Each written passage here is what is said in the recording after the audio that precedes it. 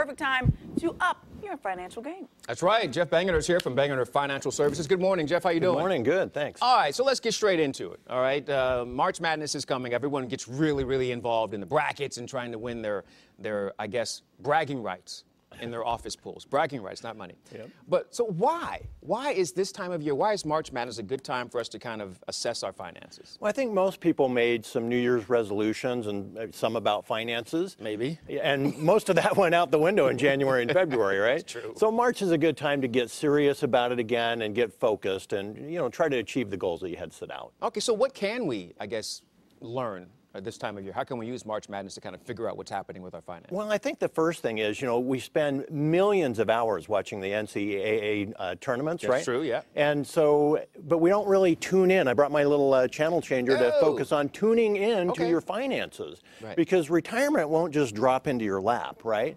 You actually have to plan for it. We were kind of joking how some people have their buying lottery tickets as their retirement plan. That's their investment. They have that allotted to invest, yeah. That's not likely to work, right? So what has to happen is that you need to have a plan and you need to focus on that plan. And about half of Americans have nothing saved for retirement at all. Right. And so it's important that they get on the kind of focused in on that. I did want to kind of stop there for 1 second because many people think that if they don't have money to invest, they have no reason to come and see someone like you. But that's not true, right? No, they need to actually have a plan. Yeah.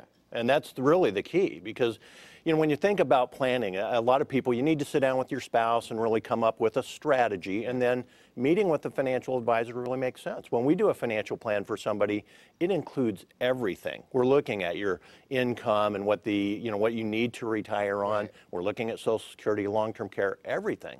So that's really the job of a financial advisor. And so with that, we go to step 2, which is set your goals. Like, what kind of retirement do you want? Right, that's really key. I brought my set of golf balls here because everybody has a different an idea of what they want to do in retirement. Right. Maybe it's just go, hit the balls around the course and enjoy that, and that's fun, of course. But maybe it's travel. Maybe it's something a little bit more involved. Maybe you want to go see the Eiffel Tower, or my wife and I really want to go to the Serengeti. Oh, yeah. We just think that would be a blast. So with the goal in mind, it'll help you keep focus now, right? Because if you're just like, well, we're going to retire someday, but you don't really have a plan, it's hard to stay focused on it. So, and the next one is kind of mysterious to me. Build your bracket. What does that mean as far as our money is concerned? Well, it's really, I brought the, the bracket. You could do your normal build your bracket, but it's similar to a budget. So when you think about with a budget, it's very similar to building the bracket. You're going to fill out all the issues that you have.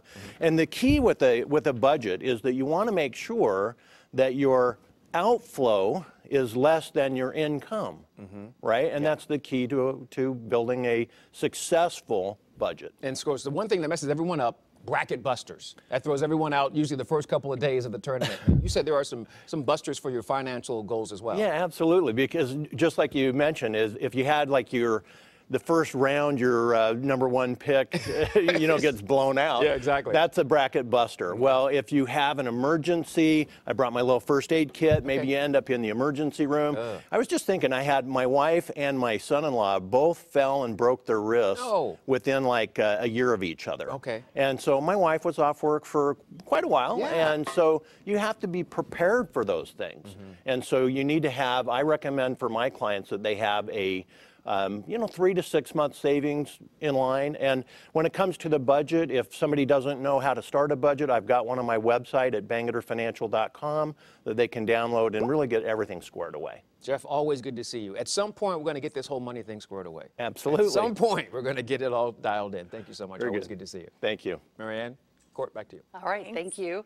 Coming up at 8 o'clock, grab your